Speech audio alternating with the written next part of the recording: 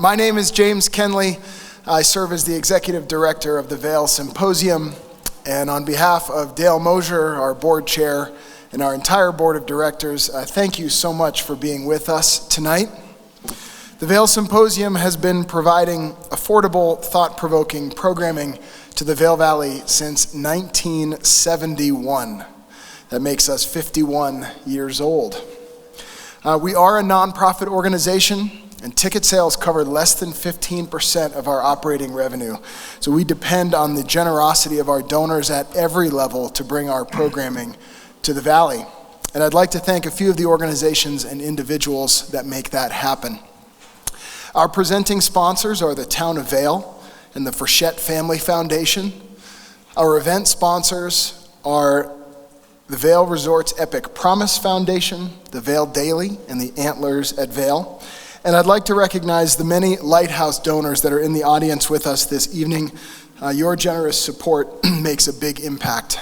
Can we have a little round of applause? Might help warm us up for our generous donors and sponsors. That expert is Clay Jenkinson. He's a nationally recognized historian, author, and public humanities scholar with a special interest in Thomas Jefferson, the American Republic, and, as we'll hear tonight, Lewis and Clark. The handout that's on the seats includes a more comprehensive outline of his academic interests and the different ways you can engage with him through his books, his podcast, and his presentations. So I'll spare you the full biography here so we can get right into the program. Clay is the winner of many awards, including the National Humanities Medal. This is the highest honor bestowed by the National Endowment for the Humanities. Suffice it to say that we are honored to welcome Clay back to Vail, and we appreciate both his partnership and his friendship in our pursuit to enhance the quality of discourse here in the Vail Valley. And now to bring us back to the days of Lewis and Clark, this is Clay Jenkinson. Thank you.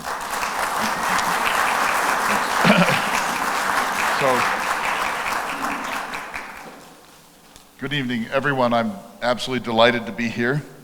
I apologize for the chilliness. I guess I'm at fault. You know, I'm a North Dakotan. I kind of resent that got an automatic laugh, but that's all right. I've got a new book on North Dakota, which you're certainly welcome to read. And in it, I say that North Dakota is the last and the least visited state, which is true. In fact, at the end of the Bush administration, G.W. Bush, Laura Bush came to North Dakota. And so we were glad to see her, and I had a chance to meet her, and I said, so it was like 3 weeks before they left office. And I said, so what brings you to North Dakota? And she said, well, I wanted to finish. So thank you, Laura. But in my contract, it says that the temperature in the rooms that I speak in has to be the same as a July afternoon in North Dakota. And so that, I think, accounts for. So we can feel what it was like to be on the Lewis and Clark Trail here tonight. I'm going to talk for a while, take your questions. I'm the editor of We Proceeded Onward, and I urge you to subscribe. You have a membership in the Lewis and Clark Trail Heritage Foundation. I lead annual trips on the Lewis and Clark Trail. So this was recently in a place west of Missoula called Lochsaw Lodge. It's about 60 miles west of Missoula, and this is a famous Lewis and Clark scholar named David Nicandri going through one of his maps. Oh, great. And this is out by the fire. Every night there's a fire. I did suggest we have one right here, and apparently there are codes. But this is in the height of the Bitterroot Mountains. This is the lodge. It's absolutely magnificent. It's sort of a retro lodge, so don't think Aspen, think Montana. Lochsaw Lodge, and if you go to my website, you can see. In the summer, I lead a tour on the Lewis and Clark Trail. We canoe on the White Cliff section, which is the most beautiful portion of the Missouri River. Lewis called it scenes of visionary enchantment. And then we go up the Bitterroot Mountains and camp there. It's sort of glamping.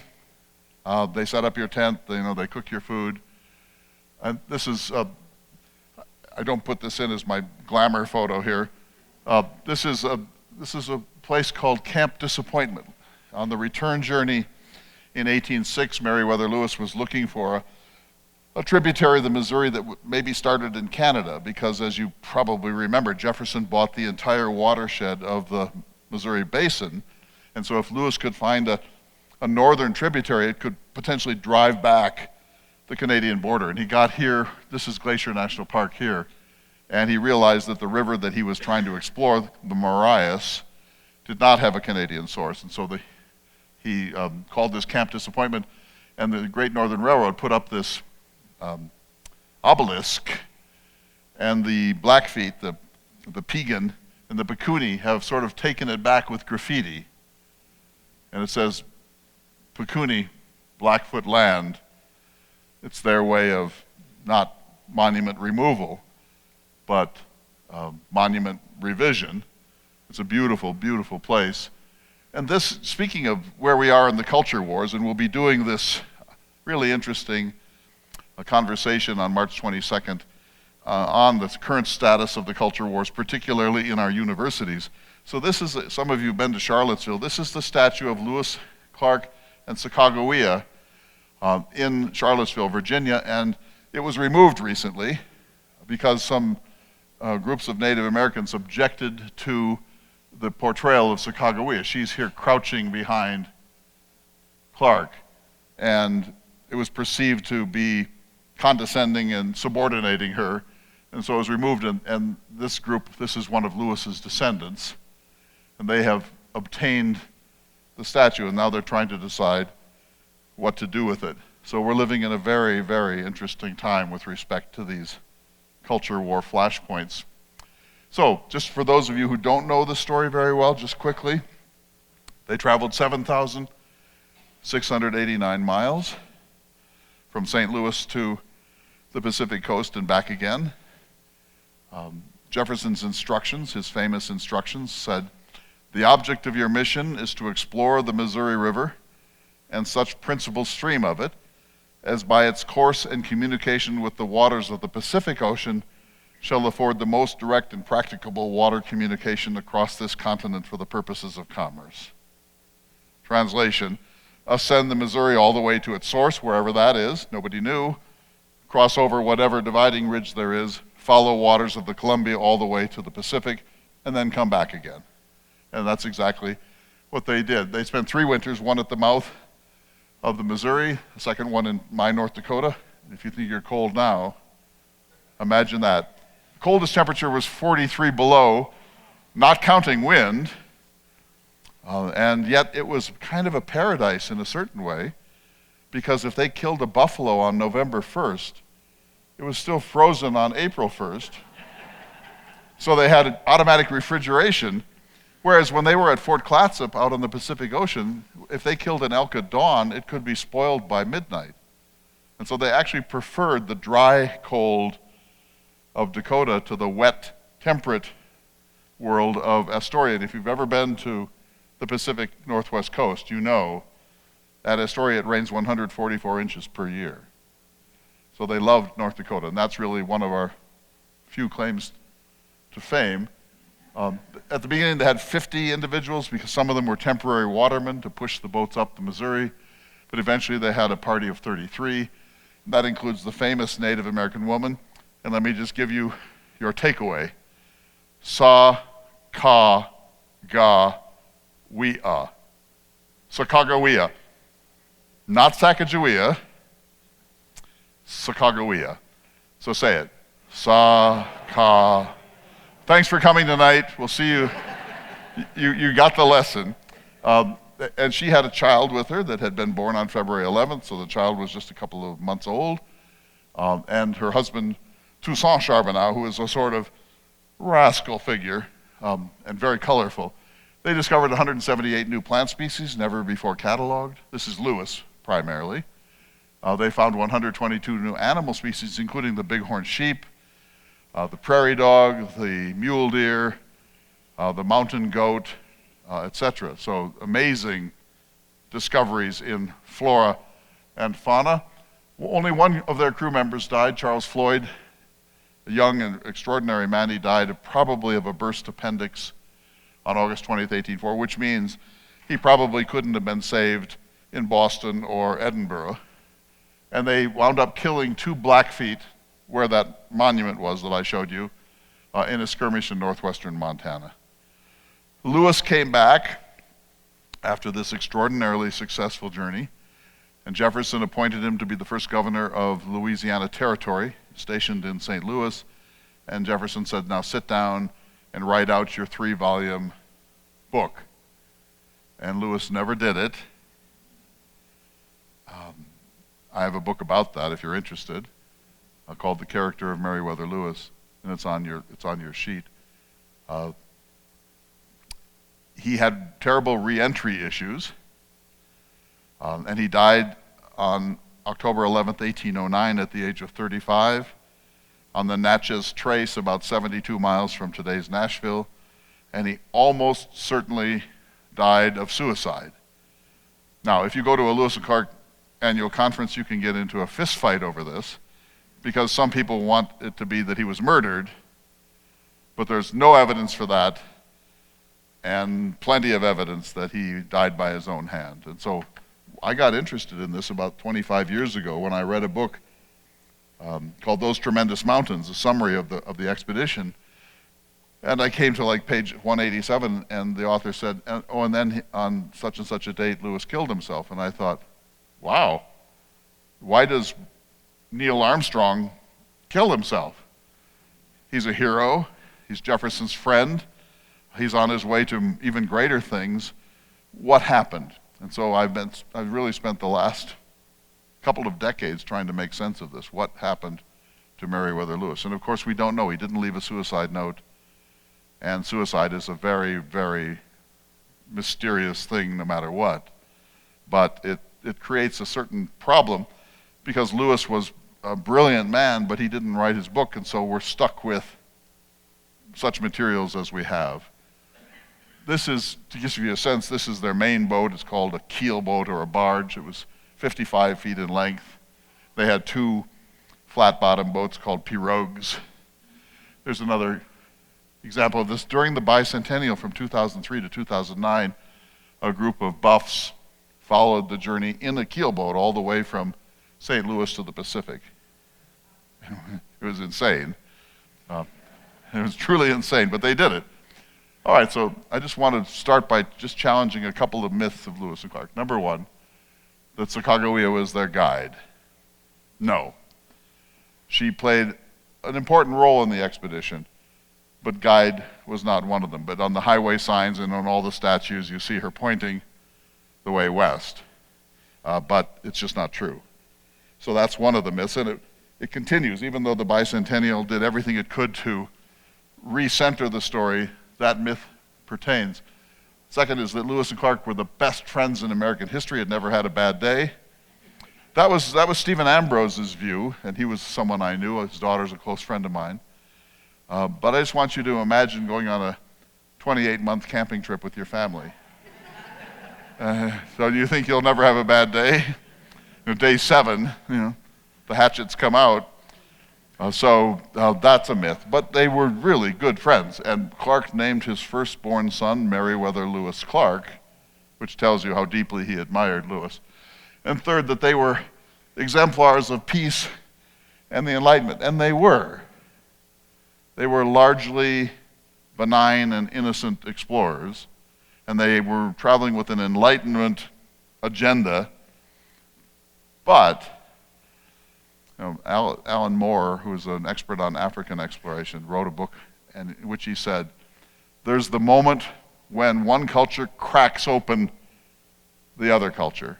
And once that other culture has been cracked open by explorers, it's never the same again. And so Lewis and Clark were extraordinary men who were carrying the principles of the Enlightenment, but they were also agents of empire. And they were the first of a series of disruptions in the Native American world which are not over yet. So here is the journey from St. Louis all the way up. Here's where they wintered at Fort Mandan.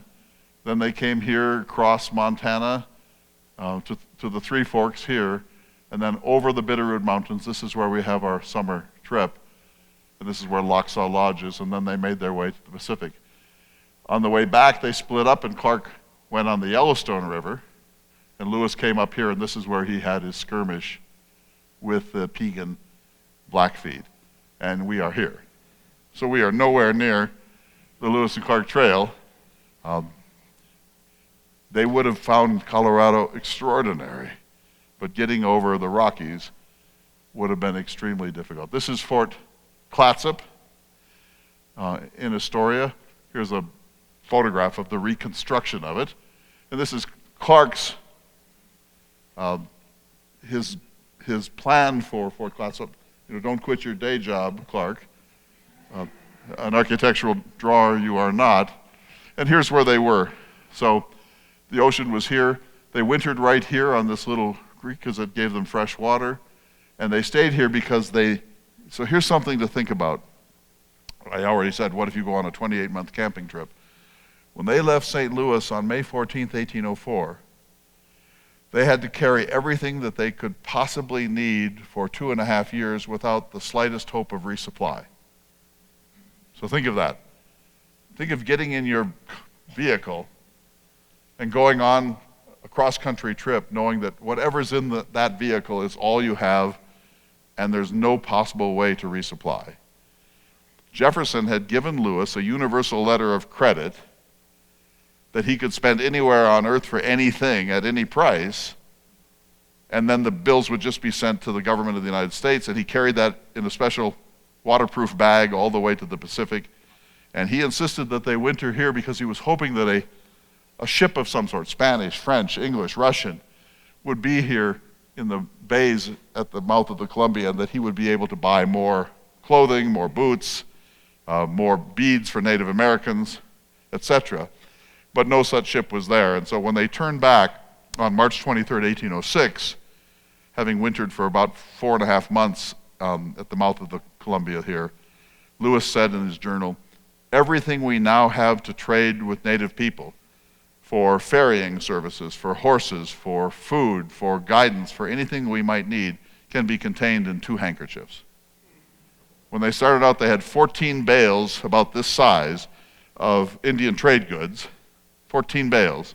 And when they left on the return journey, they had 2 handkerchiefs of rusted out needles and hooks and awls. And they had to make their entire journey back essentially bankrupt. So, this is the 13-volume edition of the journals. How many of you own these journals? I do. I have several copies. These are edited by this man, Gary Moulton of the University of Nebraska. He gathered every known piece of the journals and put them into one splendid scholarly edition. This is the plants, so it's larger, and this is the Atlas, Volume 1. And we now have, finally, a definitive edition. And so now the great Lewis and Clark scholar James Rhonda has said, now's the time we need to start over and try to forget what we know and read the journals again with painstaking care. And you know in the Men in Black movies where they do that thing that zaps your brain? That's what we need to do. Because this is what I've been doing. So this Christmas, New Year's, and Thanksgiving, I was alone. My daughter's in England finishing up a doctorate. And I wasn't feeling sorry for myself, but I was alone for those 3 holidays for the first time in my life in Bismarck, North Dakota, where there's not a lot of outdoor recreation. And so I read the journals from March 23rd, 1806 until they got back to St. Louis. Every person, every day, every footnote.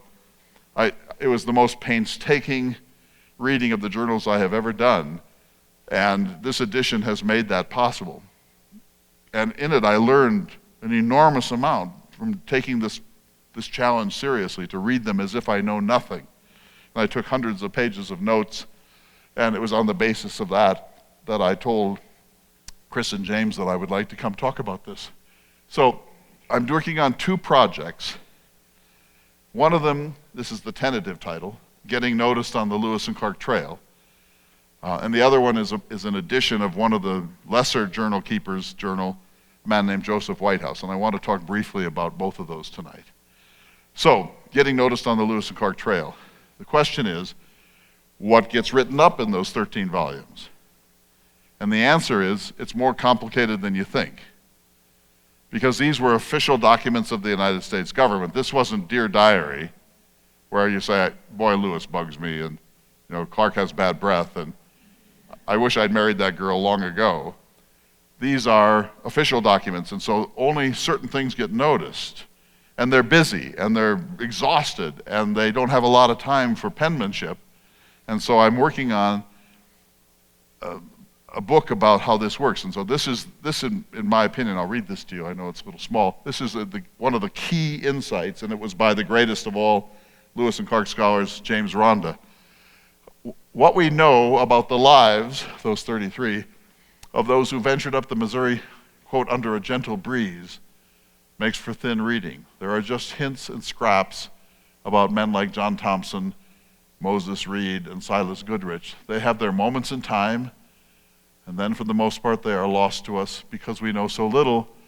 We fall back on conventional stereotypes. Here's Drulier the hunter, Gass the carpenter, Shields the blacksmith, and Shannon the forever lost. But none of these cardboard cutouts satisfies, and we long to know these men as flesh and blood. And so if you read the journals with that in mind, that what we have is interesting, it's fascinating, but it's not the complete story.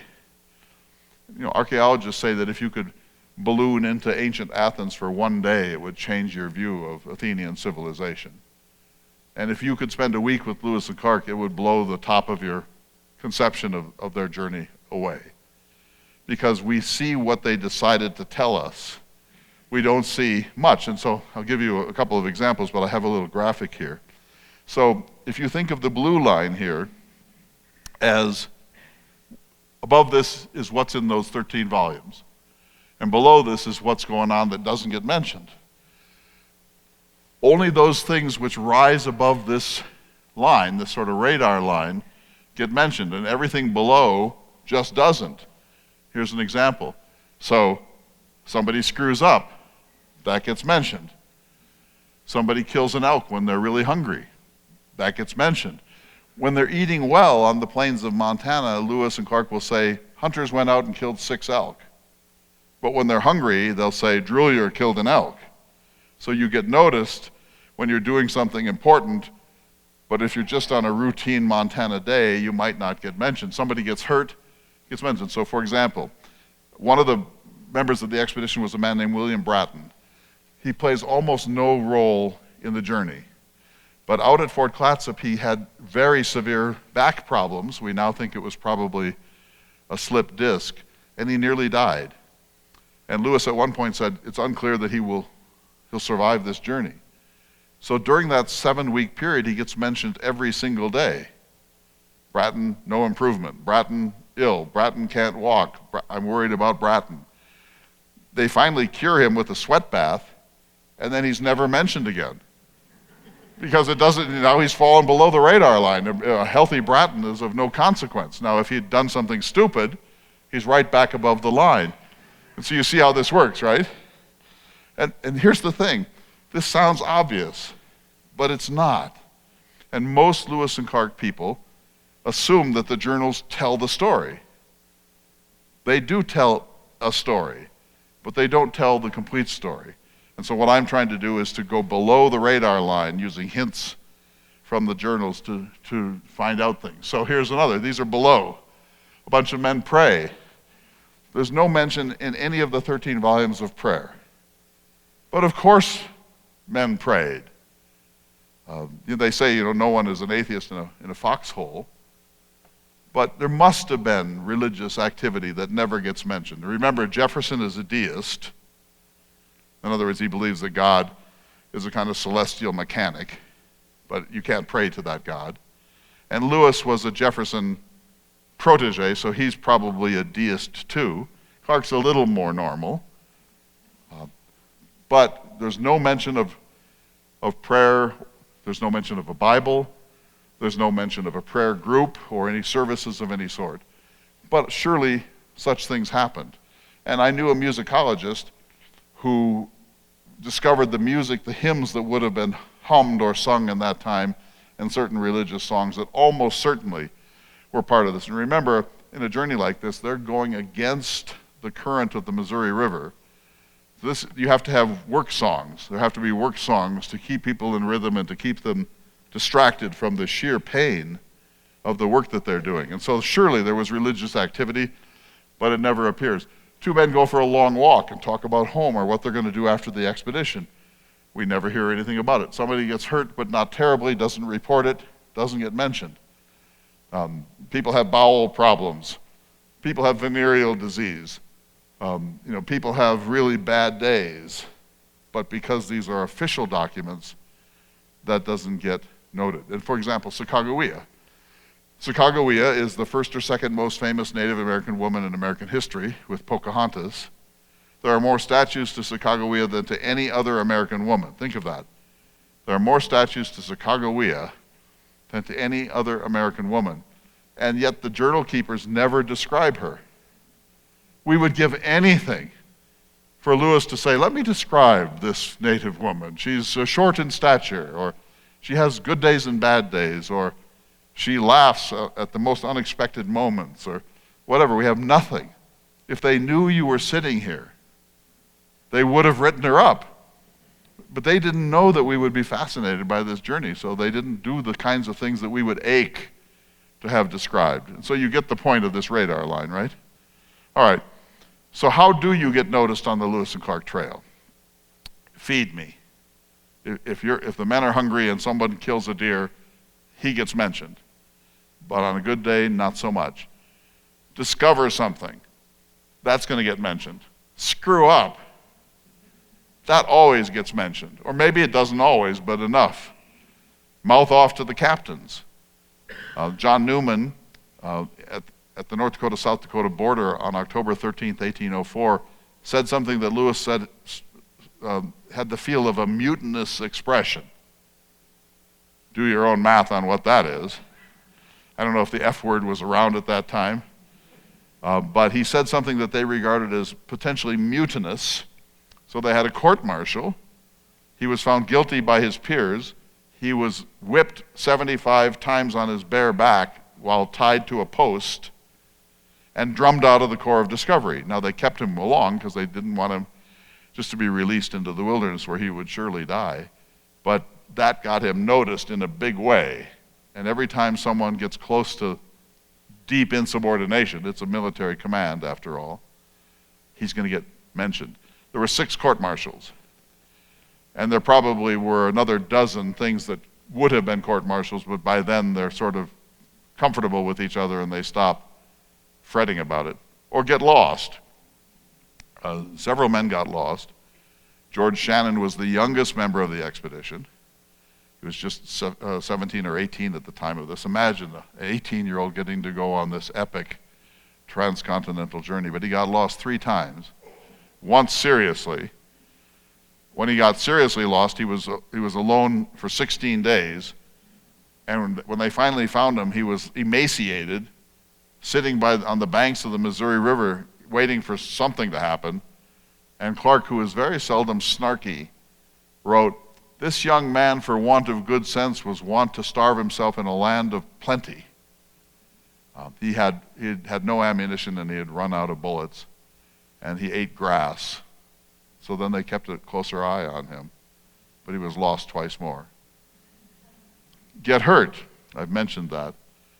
Be the dog. So Lewis took with him a Newfoundland dog named Seaman. It was a black and white Newfoundland, and they're marvelous creatures. They're water creatures. And unfortunately, the dog gets mentioned quite a bit. It drowns an antelope. It scares away a buffalo. It barks when there's a grizzly bear, etc. It does all these things. It did tricks. So I don't know what the tricks were, but you know how small the number of dog tricks are. Roll over, play dead, shake hands, stand on your back feet. And Lewis said that the natives were astonished at what he calls the sagacity, the wisdom of this dog, that a Native American dog does not do tricks. And so the natives were really astonished. Well, the dog gets mentioned quite a bit because of this. But on July 15th, 1806, on the return journey, Lewis writes his last notation about the dog, and then the dog is never mentioned again. So the number one question I get from young people is, what happened to the dog? And the answer is, we have no idea. Probably it lived, because if it had died, that probably gets written up. Probably it just lived and they had other things going on. But we want to know, and there's no way to know with the document base that we have. And finally, shoot the captain. On August 11th, 1806, in what's now North Dakota, Lewis got frustrated because he had missed a chance to do a latitude and longitude reading. It was cloudy, and they had arrived too late for a noon reading. And Lewis was a very mercurial fellow, and he sort of flew into a rage, and he said, let's go hunting. And he went hunting with Pierre Cruzat, who was a French waterman who was blind in one eye and nearsighted in the other. Question, who goes hunting with a blind man? Lewis did. And so he tells the story in marvelous detail. They were in a willow thicket searching for elk. Unfortunately, they were wearing elk skins. All their cloth clothes were long since gone. Lewis shoots an elk. It's very thick, so he gets down on his hands and knees and is crawling after the elk when a shot rings out, and he is shot in the buttocks. And the bullet, this is a .56 caliber ball, so that's the size of my thumb. It went entirely through one cheek, and it creased the other one to an inch in depth. So just imagine this. It didn't strike bone or artery or sciatic nerve, but A, pain, B, humiliation, right? So Lewis thinks, first of all, he's certain that this guy Cruzat has shot him.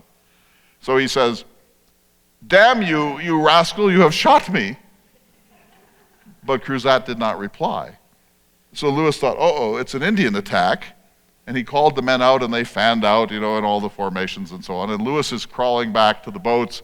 He said that as the wound stiffened up, the pain was unbearable, and he finally knew he couldn't crawl anymore, but he took his rifle out and his pistol, and he said, I prepared to sell my life as dearly as possible. Eventually they bring out Cruzat, who's shaking like a leaf, and he says, after Lewis begins the interrogation, he says, I shot what I took to be an elk, but I could not be sure. Well, Lewis was sure. And so here's the thing, Lewis thinks of himself as a hero. And now he's coming back to St. Louis, lying on his stomach with an open butt wound that has to be dressed by Clark. This is not the way Columbus comes home, right? And so it was kind of, maybe this helps to point to Lewis's post-expeditionary troubles, but these are the main ways you get noticed. So does that make sense? This book has never been written. And so I'm writing it, and I'm hoping to finish it this year or next. But I think it's a revolution in Lewis and Clark's studies, and so it's fascinating. I'll just give you one example. They have a long list of the things they bought. Paper and pen and ammunition and lead and surgical instruments and medicines and surveying tools and so on and so on and so on and so on. But on July 20th or so, 1805, out at the Great Falls in Montana, Clark is out walking with Sacagawea, with her son Jean-Baptiste, who's on her back, and with her husband Toussaint Charbonneau, plus his slave York. And by the way, today is the beginning of Black History Month, and so York is a really interesting subject we can talk about during the Q&A if you wish. He's a personal slave, a valet of Clark. A flash flood comes up, and Clark and Sacagawea and Charbonneau and the baby are nearly drowned. York pulls them up to safety, and then Clark in his journal says, well, we lost the compass, and we lost the cradle board for the baby, and we lost my umbrella. And when you think, what? You had an umbrella? It's not raining. That's never mentioned in the packing lists. Well, Clark was freckled, redheaded, and in the 18th century, a tan was thought to be a sign that you were working class, not a gentleman. And so you can imagine him like Robinson Crusoe, walking around Montana with an umbrella If it hadn't been for that accident, we wouldn't know this. It's only because of that accident that he mentions it. And so what I want to know is how many other things don't we know? Was there a Bible? We don't know. What don't we know because it never got written up? It's a long list probably, and so now I'm going through the journals with just extraordinary care to try to tease out some of these things, and it's fascinating. So that's this book. Here are the journal keepers. Meriwether Lewis. Jefferson said, keep a daily journal. They were gone for 28 months. Lewis is silent for 441 days. That was the prime directive. I have a chapter in my book about silence, and I try to explain the silences, and they can be explained. But it's still a dereliction of duty. Fortunately, Clark, who was not a captain, he was a lieutenant, but they called him captain. He accounts for every single day of the journey. He was gone on a 9-day hunting trip in North Dakota during a blizzard, and he didn't keep a journal during those days. When he got back on the 10th day, he summarized each of the days. So he accounts for every single day. And he kept what we would call the captain's log. Patrick Gass, one of the 3 sergeants, he's the carpenter who built those forts. He had a journal, it's gone, but he was the first to publish a book in 1807, and then this is how they thought about such things in that time. They just threw away his journal. It would be a national treasure today. But you know, when Shakespeare's plays were published in the first folio in 1623, they threw away his manuscripts. You just shake your head. One page of any of those manuscripts would be worth $1 million today. But they just didn't care, or they didn't assume we'd care. John Ordway was another sergeant. He never missed a single day in the journal. That's in this molten 13 volumes.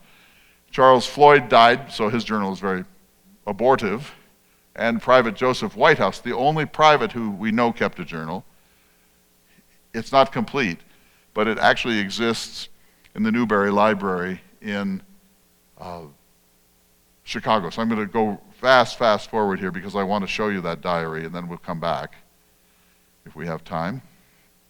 All right, here we are. So this is Daniel Green of the Newberry Library. He's the director, and this is the actual journal by Joseph Whitehouse. And I'll give you a bunch of different pictures of it.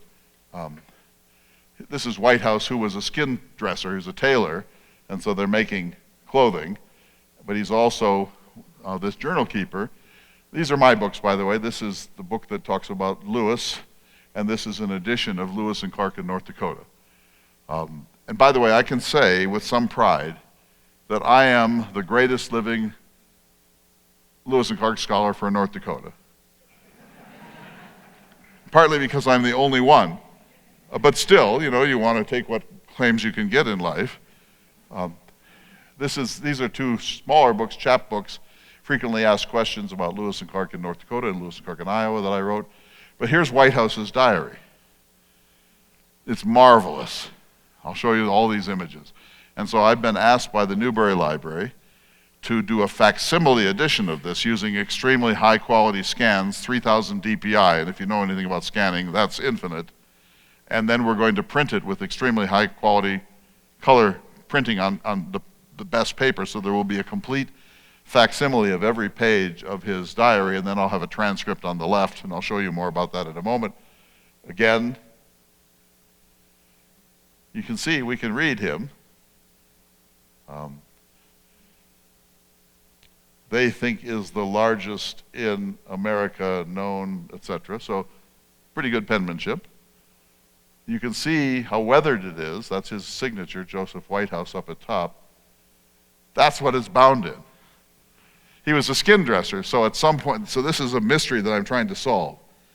They didn't get to go buy moleskins in the nearest Barnes & Noble. No such luck. So Lewis bought a bunch of paper before they left Philadelphia, and then when someone said, well, I'll keep a journal, then Lewis would give them that paper, and they would fold it and cut it, and then at some point bind it. And at some point in the journey, Whitehouse bound his journal. You can see how gnarly it is.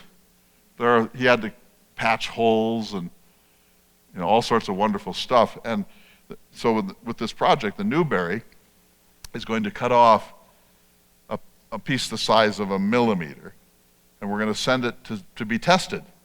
And the test today can not only show what animal it is, it's almost certainly a deer, but no one knows for sure yet. And we might be able to tell when it was killed by DNA. Isn't that amazing? And what bioregion it was killed in. That's how sophisticated our techniques are now. And so we're also going to do tests on the paper, because there are several different types of paper and several different types of ink and watermarks and so on. But again, you see how marvelous this is. It's a national treasure. And look at the pages. This journal has seen a lot of action. This was a journal that he carried with him, and it suffered the way things do. And I'll show you what it is compared to here in a moment. And again, and again, and some stains. And there are tears, and then they think he bound it himself. He stitched it with sinew. And here's a tear.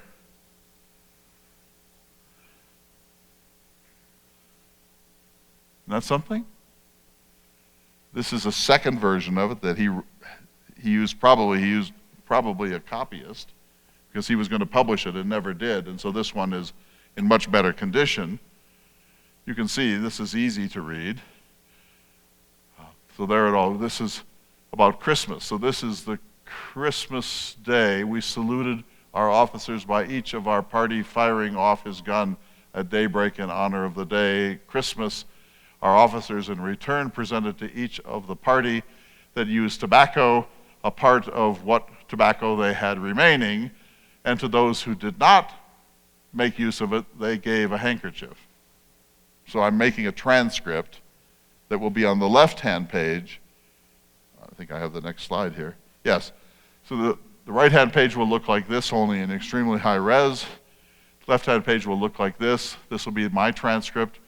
Then I'll have notes down here, and then notes about words or problems in the words there. So I'm going to back up now. So those are the two projects I'm working on, and I'm just really thrilled. But it's going to take a couple years to do this. These are Lewis and Clark's journals. They're in the American Philosophical Society. And look, they're pristine. This is their binding. Those journals did not cross the continent. There's not a mosquito, there's not a blood stain, there's not a tear, nothing. So they clearly copied these over again after they got back in September of 1806. And most people regard that as the journals. But the ones I've been showing you look like they've been run over by a 747 and dropped down a well. That's what happens to an actual field journal. And so this is, I hope, going to be a big moment. Here again, these are the journals. This is Clark's really beautiful full-size image of a candlefish. And some of Clark's maps are just absolutely marvelous. All right, so I'm going to go back now. I want to show you a couple of things here. Yes, okay, so on the return journey, this is the mouth of the Willamette River at Portland. They left Fort Clatsop on March 23rd, 1806. On the outbound journey in 1805, they had missed the Willamette River because there's an island that protects the mouth, and they had been on the north side of it, so they missed the river. They knew there was such a river. They'd been told by native peoples to expect a big tributary from the south. They missed it. At Fort Clatsop, they made their master map, Clark did, and he said, you know, we missed the river, maybe on the return journey we'll see it. So on the return journey, they missed it again, but a Native American said, hey, you missed that river, I can show you where it is.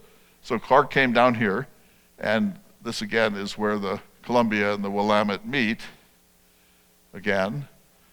And these are the Clatsop natives now in one of their famous boats, and their signature hats that can carry off rain and keep you, it's like an umbrella hat. So this is one of the things that I learned over Christmas. Look at this map. This is a map of the Columbia and the Willamette. It's Clark, if you overlay this to a modern map, it's spot on. John Logan Allen, the great Lewis and Clark geographer who lives in Laramie, Wyoming, just up the road, says that a tiny percentage of human beings can see land as if they were at 25,000 feet. That it's a form of spatial genius that I don't have, most of you probably don't have. But a certain number of people can do it, and Clark had this genius. He wasn't hired for that purpose. This just turns out to be one of his incredible skills. And so he made this map, and you can see this is the orientation, north-south. These are the ridges. You see villages here and here. You see lines, more ridges, tributaries, more villages up here. All sorts of details. But here's what's so interesting about this. He spent only one day in his reconnaissance of the Willamette, and he got no farther than this. So how did he make this map? How does a man who never saw this territory make a brilliantly accurate map of the confluence of the Willamette and the Columbia River? Here's how. It's another version.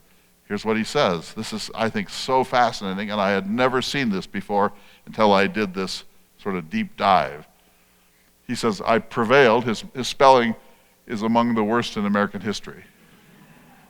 I prevailed, and you have to assume that because it's so bad, you can kind of read it phonetically. I prevailed on an old man to draw me a sketch of the Multnomah River and give me the names of the nations residing on it, which he readily done. See draft on the other side. And gave me the names of 4 nations who reside on this river, 2 of them very numerous. The first is Clackamas, the Clackamas Nation, reside on a small river which takes its rise in Mount Jefferson, which they named, and falls into the Multnomah about 40 miles up. This nation is numerous and inhabit 11 towns, and the second is the Cushics, who reside on the northeast side below the falls. The third is the Choctaw, who reside above the falls on the southwest side. Neither of these 2 are numerous. The fourth nation is the Kalarpoewa, which is very numerous and inhabit the country on each side of the Multnomah, from which falls as far up as my knowledge of these people extend. They inform, this is as far up as the knowledge of these people extend. They inform me also that a high mountain passes the Multnomah at the falls, and the country is an open plain of great extent. And here are those falls, right there, you see it? How the cliffs hem it in. He took this from an elderly man who was more than 80 years old, we learn. That man did not speak English. Clark did not speak that person's language. There was no interpreter. So Lewis describes the same scene in his journal. He says facts that are really interesting. He says, first of all, the informant was blind. The old man was blind. He told in his native language the lie of the land, and his son drew the map in mud for Clark. So think of this. Clark doesn't know what they're talking about, period. But somehow he sort of makes it clear he wants a map. How, we don't know. A blind old man who has a great mind, apparently, describes to his son how to draw the map. And then Clark somehow transforms that into a 2-dimensional, traditional Western civilization map that is astonishingly accurate. Think of this. Try it. Go skiing tomorrow and come back and draw the mountain. And you will, after about 5 minutes, think, oh boy, this is impossible. Clark had this genius, and you see this. We like to think of Lewis and Clark as discoverers, and they were, but they didn't really discover anything, because everywhere they went, there were already people living there. So if you say, we discovered the Great Falls, you're sort of discounting the Crow and the Blackfeet, who happen to have lived there for centuries. It's no new discovery to them. And even if you get over that problem, that Eurocentric problem, they almost always were told what to look for by people who drew maps for them. And I've counted, there's something like 27 native maps, sometimes on skins, sometimes in mud, sometimes with sticks. And they're absorbing all of this data. I couldn't do it. They're absorbing this data, and Clark has been able to conceptualize it and turn that description. Just go home and take that description and try to draw this map. And he does it. And he puts all the tribes where they belong with names, and all the landforms that this man, explained in his own language, which was not English. It's just unbelievable and so fortunate. So, with that statement by James Rhonda that gas is the carpenter and Drouillard is the hunter and Shannon is forever lost, when they hired these men in the spring of 1803, they had no job description. All that Lewis said to Clark was, we want young, unmarried men, no gentlemen, so you're all out. None of you could hack it. I couldn't hack it. No gentlemen. Unmarried men who can stand a great deal of labor, unattached if possible. And they wound up getting a blacksmith in John Shields. They got a carpenter in Patrick Gass. They got a skin dresser in Joseph Whitehouse. They got an interpreter in George Drouillard, who also knew sign language, native sign language. They didn't publish something in the newspaper saying we need a blacksmith, we need a carpenter, we need this. They just wound up getting all these skills. There's a great deal of luck in the Lewis and Clark world. So that map I just find just extraordinary. So key happenings on the return journey, and then I'm going to stop and take your questions. Here they are. I'll just put them right out. They wanted to look at that river to see if it was a Canadian river. It didn't turn out to be.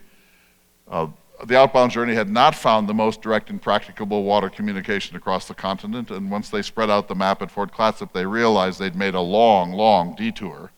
And so on the return journey, they solved that problem. Clark on the Yellowstone had a big horse herd.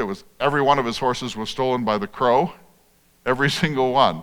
Every day they'd wake up and they'd have fewer horses. Meriwether Lewis got shot.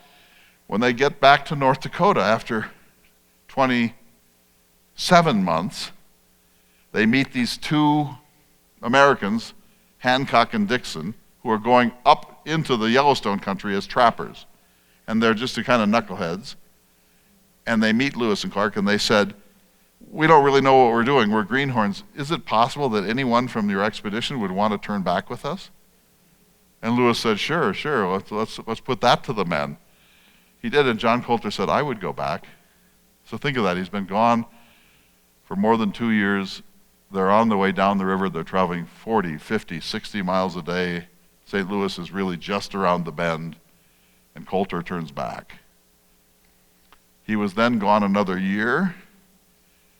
Things weren't particularly successful. Then he was on his way down. He got as far as Omaha, mouth of the Platte, where they met another party, and they asked for a guide, and Coulter turned back again. So when I perform as Lewis sometimes, and I sometimes end by saying, some men don't belong in the wilderness, George Shannon. Some men don't belong in civilization, Coulter. And some men who have seen both no longer have a home in either place. And that was Lewis. How are we doing? Got enough time? You kind of had that frown. They said farewell to Sacagawea and her husband and baby in North Dakota, paid them off.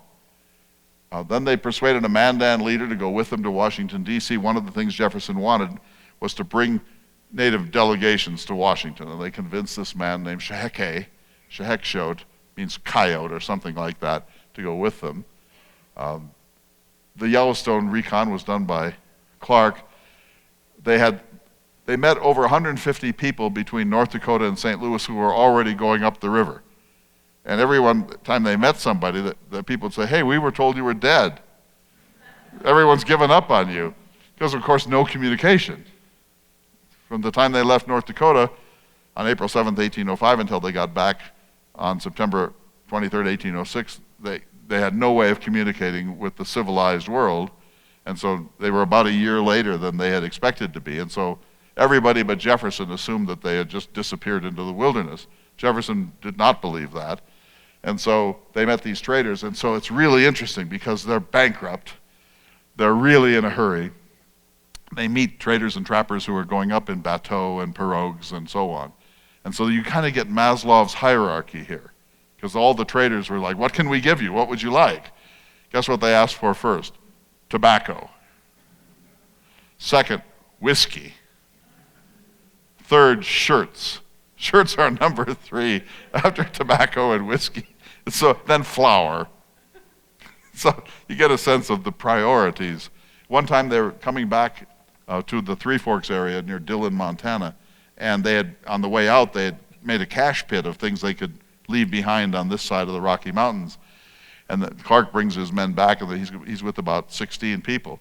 He said, we got within about a couple of hundred yards of that cache, and the men wouldn't even stop to take their saddles off their horses. They rushed to the cache pit and dug it up. Why? There was tobacco in it.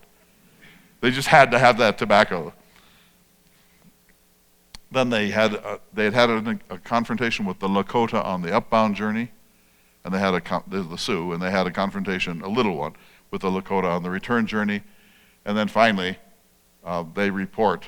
Lewis held up the mail in St. Louis and sent a preliminary report to Jefferson announcing the successes of the expedition and so on. So before I take your questions, I want to recite 2 passages for you. They're just so great. I said Lewis regards himself as a hero. When they left Fort Mandan on April 7th, 1805, they were kind of walking off the map of the known world. If you remember the map that I showed, from St. Louis to what's now North Dakota had been traveled with some regularity. A few dozen white people had been that far north, and others had come down from Canada. And so the Mandan villages in today's North Dakota were sort of the last outpost. And when they left the Mandan, they were traveling into what Lewis called terra incognita, totally unknown land. And on the best map of the New World in 1800 by a man named Aaron Arrowsmith, west of the Mandan all the way to almost to Portland was just one giant white place on the map, terra incognita. And Lewis and Clark filled it in their journey. And Clark's map, the complete composite map that he produced in 1809, is accurate within 40 miles of the entire continent. Try that. Just within 40 miles of the entire continent. So when they leave Fort Mandan, now the true exploration, the true discovery phase of the expedition is about to begin, because so far as Lewis knows, no white person has ever been farther than that. Not quite true, but nearly true. And so here's the speech, the little passage he wrote in his journal, which is one of the very finest. He said, they had the keel boat, remember, the big boat, but it was too big now, so they sent it back to St. Louis, and they built 6 cottonwood canoes, and they had the 2 flat-bottom boats. He said, our vessels consist of 6 small canoes and 2 large pirogues. This little fleet, although perhaps not quite so respectable as those of Columbus or Captain Cook, were still viewed by us with as much pleasure as those deservedly famed adventurers ever beheld theirs, and I dare say with as much anxiety for their safety and preservation. We are now about to penetrate a country at least 2,000 miles in width, upon which the foot of civilized man has never trodden. The good or evil it has in store for us is for experiment to determine, and this little fleet contains every article by which we are to expect to subsist or defend ourselves. Entertaining as I do the most confident hope of succeeding in a voyage which has formed a darling project of mine for the last 10 years, I could not but look upon this moment as amongst the most happy of my life. The men are in excellent health and spirits, zealously attached to the enterprise and eager to proceed. Not a murmur or whisper of discontentment is to be heard among them, but all act in unison and with the most perfect harmony. I took an early supper this evening and went to bed. Isn't that amazing? Oh, thanks.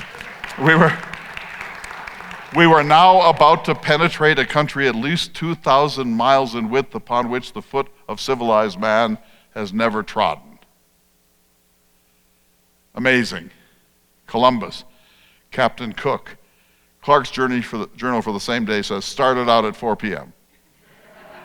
They were very, very different men. So then they get to the Great Falls on June 13th, 1805. Lewis discovers the Great Falls at Great Falls, Montana. Has anyone been to the Great Falls at Great Falls? I mean no disrespect, but Great Falls is the armpit of Montana. Every state has one, and that's theirs. Although Billings is really making a run. But Lewis thought he discovered the Great Falls, and there's a famous journal entry, and I won't recite it, but he sits down under the falls, and they are magnificent, even now, and he wrote out about a 3,000-word description. And remember, this is the first description that any white person has ever made of this place. So think of the pressure. No cameras. Whatever Lewis writes will be the first impression that his world, Jefferson's world, has of this thing. And Lewis said, it's second only to Niagara and maybe not even that. It was beautiful. And he says, I wrote out this description, and after I finished, I looked up from my page of the journal at the thing itself. He said, it's the most sublime thing that I ever saw or hoped to see. He said, but I read over my description, I realized it was pitiful. It didn't do justice to this. I didn't capture it. He said, I thought of crossing it out and starting again, but I knew that my second or third would maybe be no better than the first and arguably worse. He said, I wished I had a camera obscura, which was a silhouetting device, so that I might bring that back at least and find a competent artist to paint it. He said, I wished I had the artistic capacity of Salvador Rosa, a romantic landscape painter, or that I had the poetic capacity of James Thomson, the Scottish nature poet, so that I might bring back a description of this place that's equal to its sublimity. But he said, I had none of those. And so he despaired. And we've all been to those places like the Grand Canyon or the Holy Cross where we think, I can't describe it. It's beyond description. And Lewis felt that. This is kind of a convention also. The explorer is required to say this at certain points. My pen just can't do it justice. So that was a difficult day. And then a few weeks later, they'd gone through the gates of the mountains at Helena, down to the Three Forks, up the Jefferson River, which he named for his patron. And they got to what Lewis thought was the source of the Missouri River. It's near Dillon, Montana. It's not the source of the Missouri, but it's close. It's one of the sources. You know, rivers have capillary sources, so there are dozens of them, and you choose your poison. But Lewis thought he had found he thought it was the westernmost capillary, and they thought of rivers as ribbons then, not as complex organisms. And so he finally got to the source on August 12th, 1805, and he wrote this description, which I just love. He said, at the distance of 4 miles further, the road took us to the most distant fountain of the Missouri River, in search of which I have spent so many toilsome days and restless nights. Judge then of the pleasure I felt in slaking my thirst with this pure and ice-cold water which issues from the base of a low mountain or an high hill. Thus far I had accomplished one of those grand objects upon which my mind has been unalterably fixed for many years.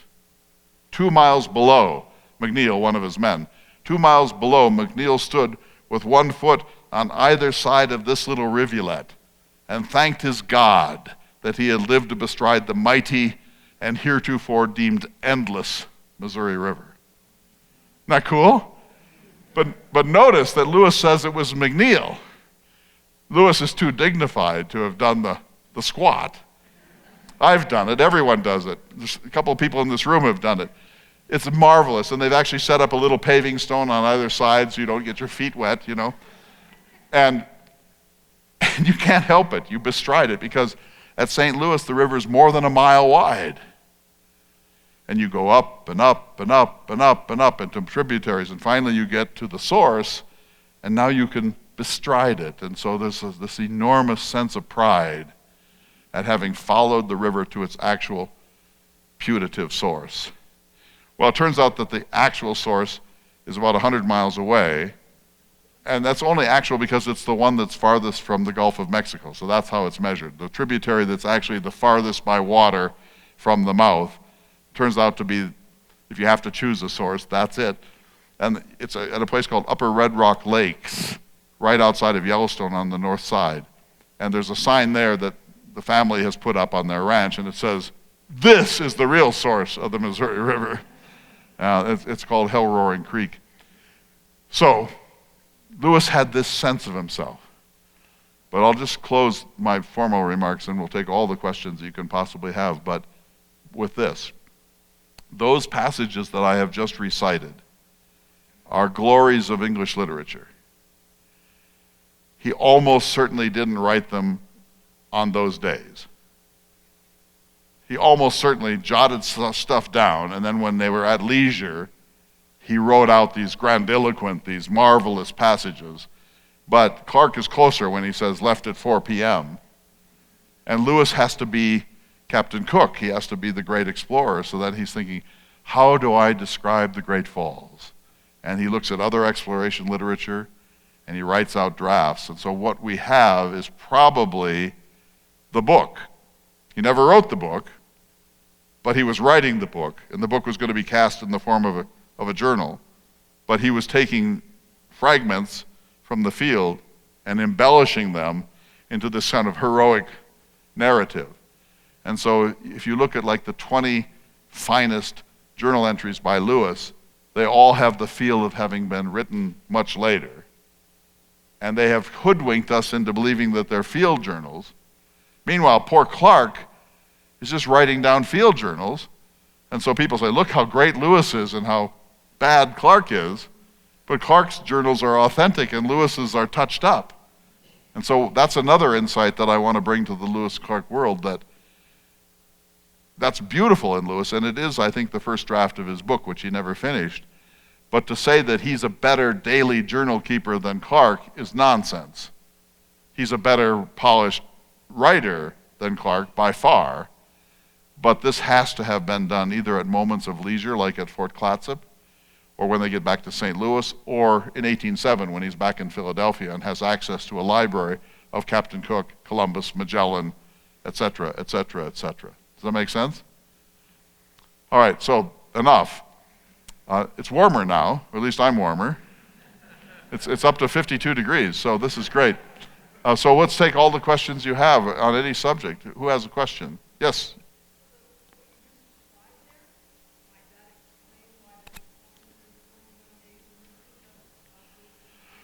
Does this explain the missing? No, unfortunately it doesn't.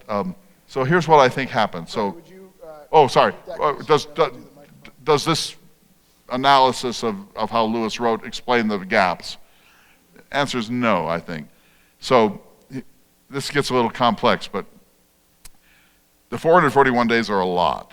So somewhere early on, Lewis, who was incredibly busy doing latitude and longitude and plants and so on, all incredibly complex, he probably said to Clark, why don't you keep the daily log, the captain's log, and I'll write when I can. Something like that seems to have happened. Now, some of Lewis may have been lost, but not 441 days, probably only a dozen or 2 pages in there at the most. So Clark is keeping the captain's log. On the first 1,610 miles to North Dakota, Lewis is silent except for a couple of passages. But remember, I said that's not discovery. That was territory that had already been up and down the river. Everything had been named. There are maps. So Lewis probably didn't regard that as worthy of a discoverer's journal.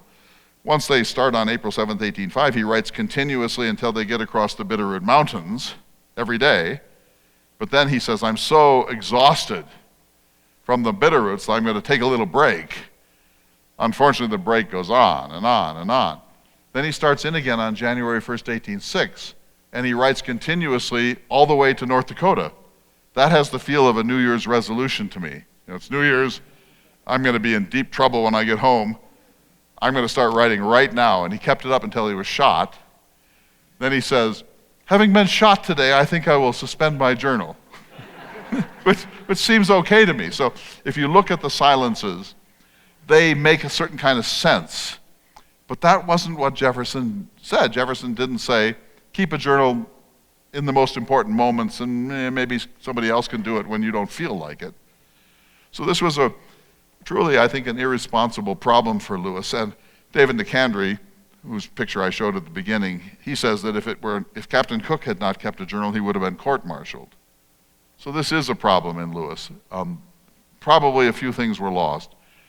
Mostly Lewis just didn't do it. And Lewis was moody. He was mercurial. He was very self-punishing.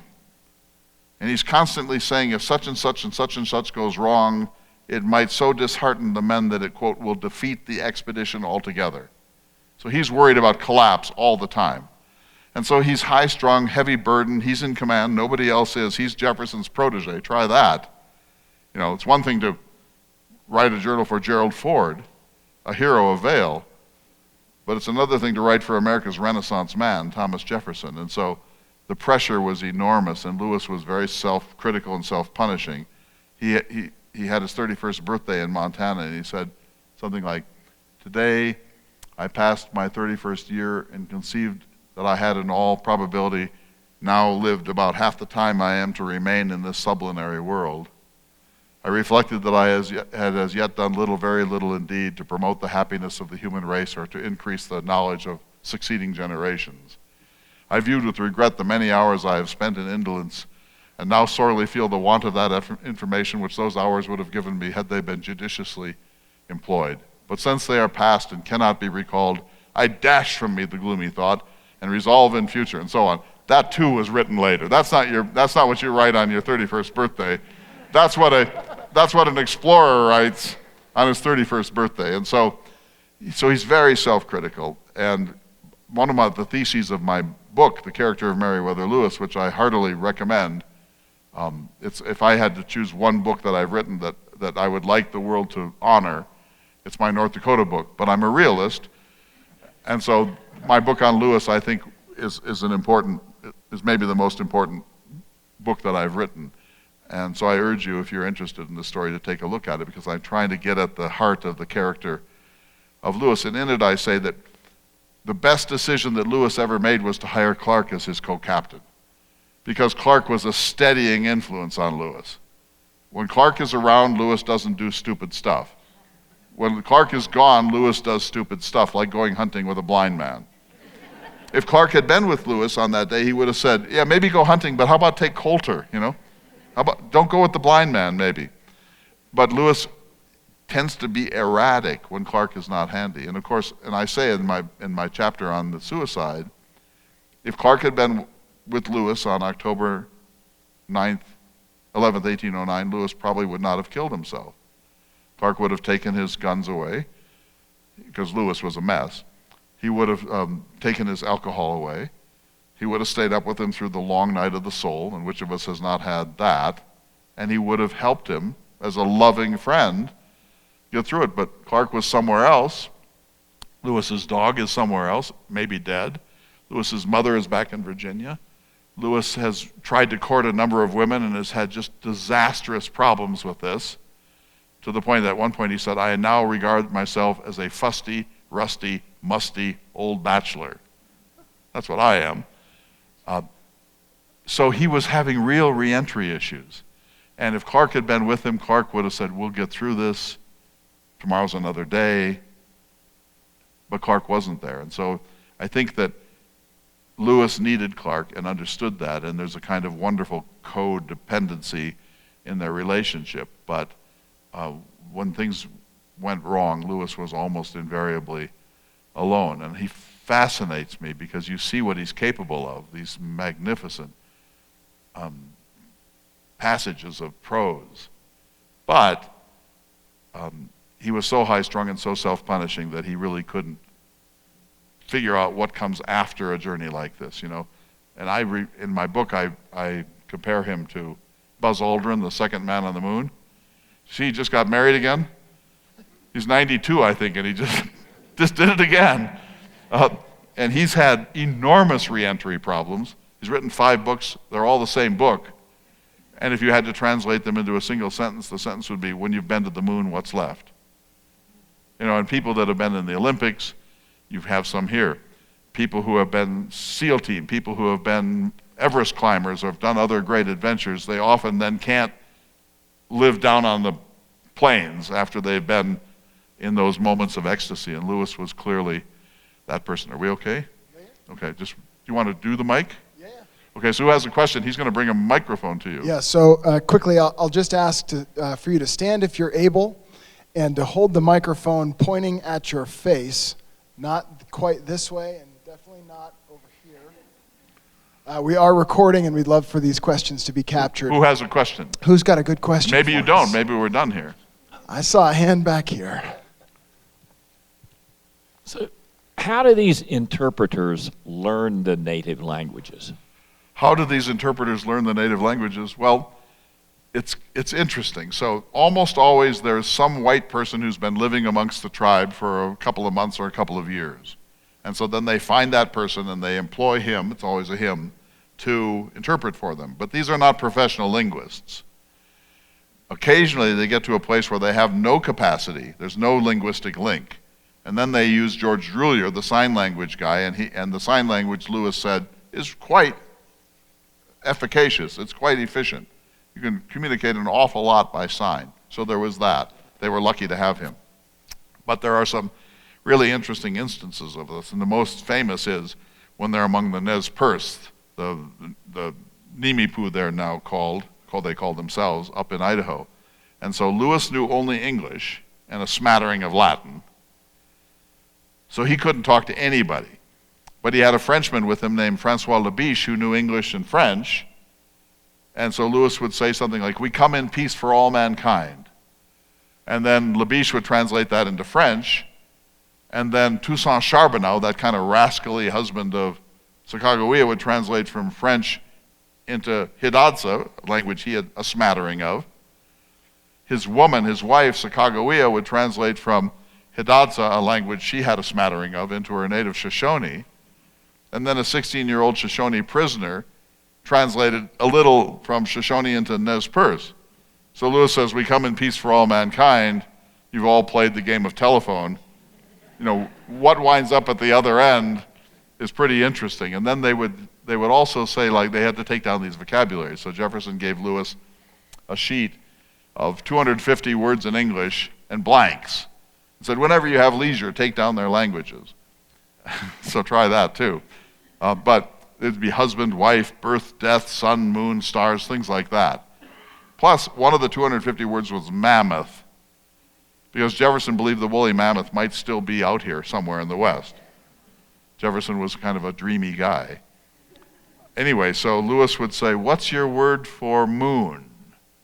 And it would go from English to French, and from French into Hidatsa, and from Hidatsa into Shoshone, and from Shoshone into Nez Perce. And then Lewis said, the natives would then confer with each other for a while, and then it would come back from Nez Perce into Shoshone, and Shoshone into Hidatsa, and Hidatsa into French, and French into English, and the answer would be full moon or half moon.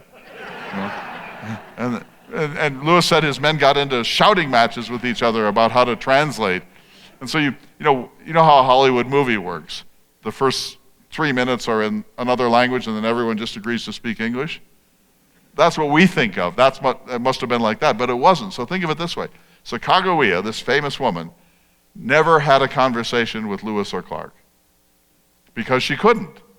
If she wanted to say, "Yeah, I think we're really going to need to find some more turnips," she had to tell her husband, who had to tell Labiche, so they can't talk to each other. Now, probably she learned a few words of English in the course of this, and they maybe learned a couple of words of Shoshone. But basically, some of you have traveled where there's no interpreter, and it's really a strange and wonderful but troubling kind of thing.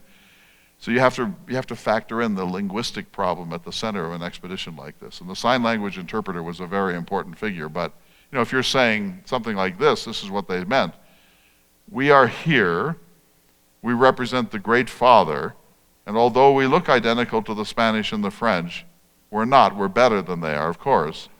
And we're not here to buy a single acre of your land, but we may come later to want land because we're now sovereign here, and you're only kind of dependently sovereign. Translate, And then the translators are like, they don't want much, So you can imagine how all this had to break down in some really significant ways.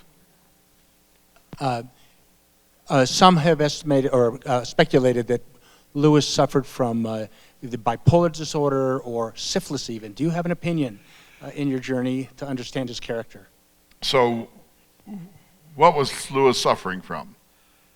There's a theory that he had syphilis, and sort of advanced syphilis. But there's no evidence for that of any sort.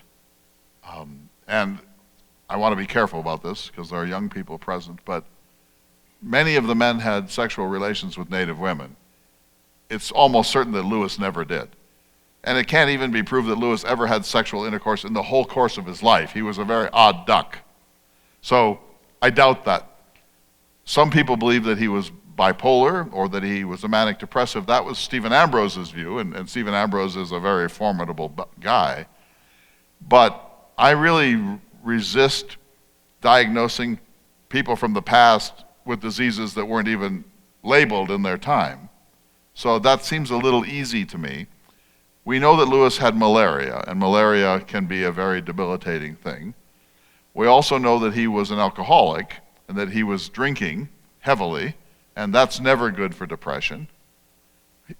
In his biographical sketch of Lewis that Jefferson wrote for the first edition of the journals, Jefferson said he was a known hypochondriac, meaning a melancholic, and that he had a habit from both sides of his family, mother and father, of mental unwellness, which makes you wonder, is that the guy you want to hire? But still. And Jefferson said that when he got back from the journey, he picked up a habit that was a very bad habit that he had shown before, which is almost certainly excessive drinking. So there's that. He also was taking laudanum, which is an opiate.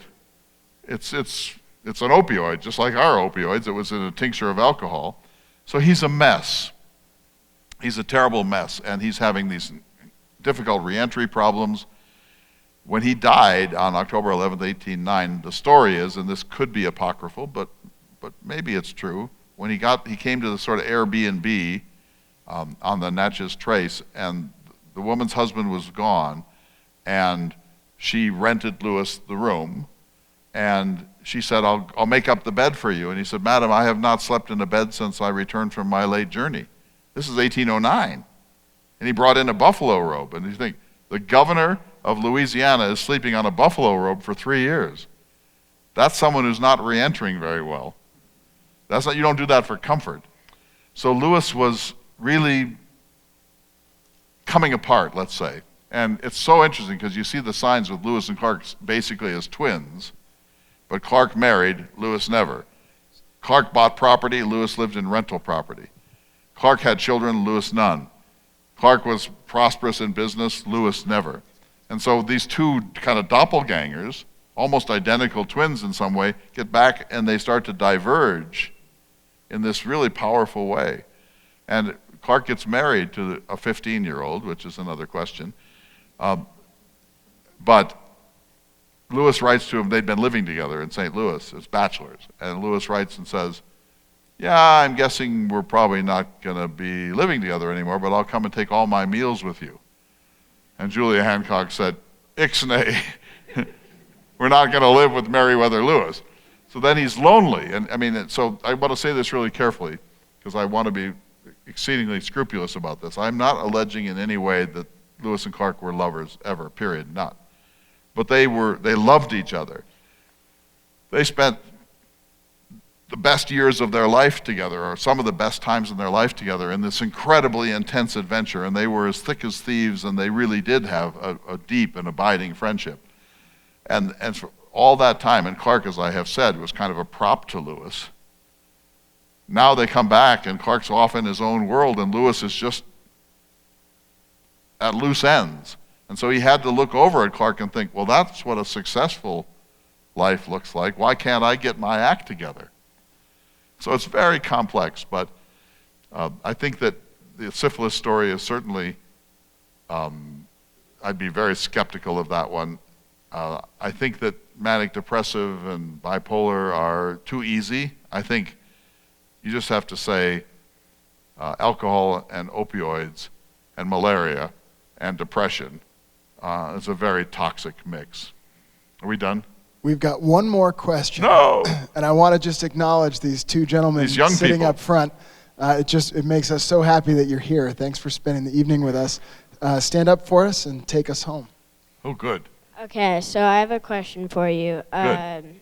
Me, my brother, and our mom are planning to do a Lewis and Clark trip in the future, and we were wondering if you have any website or anything that we could get directions for. Tell your mom to see me, but you should come on the journey. You should all come on the journey. It's changed people's lives. This is one of the great journeys. And I've done it every year, and I've done it 26 times now. And there's this mountain we climb called the Wendover Death March. It's straight up for 7.5 miles, no switchbacks. And every year when I get to there's a burnout place where it's just these ancient dead trees, and it's 102 degrees, and it looks like it's just a cliff. And I come around that corner and see that, and I think, I will never do this again. And then 6 months later, I'm like, when can we start, you know? So I'm going to do it until I can't, and I'm getting pretty close. So that's one thing. If you're really interested, I have my address on this handout, and if your mother or father contacts me, I'll give you some advice. There are great websites, but what you want to do is travel Montana. Because North Dakota is great, but it's North Dakota. The Missouri River has been dammed 6 times between Fort Peck and the bottom of South Dakota. It's a series of slackwater reservoirs. It's farmland. But in Montana, if you close your eyes or look in the right way, you're there in 1805. You don't see anything.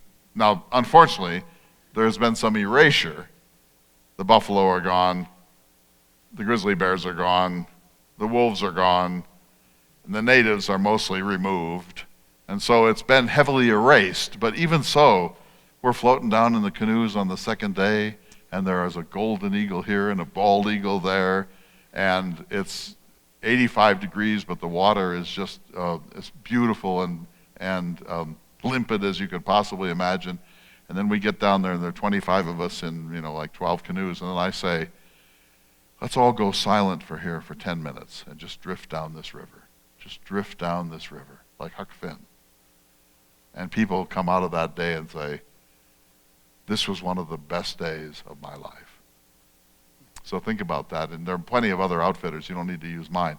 But it's worth doing this. And you can go shower in motels and clean up. And there's signage all over Montana. And there are great books and books for children.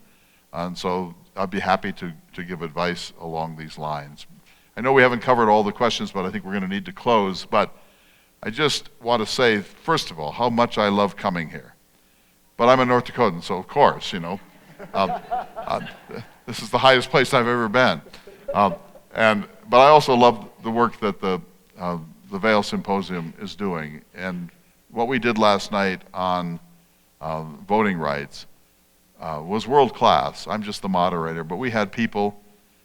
When you listened to them, you knew they were telling the truth, that they were not opinionating, that they weren't doing punditry, that they were helping to clarify a very complex set of issues in a fair, scholarly, but accessible way. That's our mission.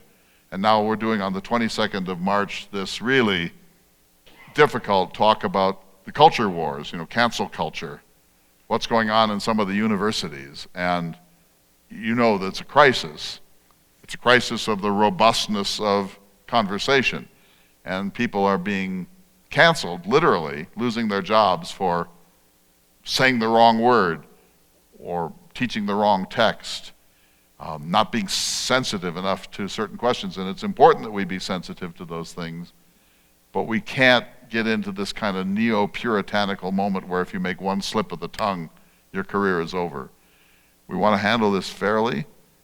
We don't know that this is a universal problem, but it's certainly widespread, and we're going to have experts come and really talk about it, not just say, oh my, this shouldn't be, because it's more complex than that. And so that's what we do. That's the 22nd of March, and I hope you will come and tell your friends to come, because this is different. This isn't like turning on CNN and getting ready for the brickbats.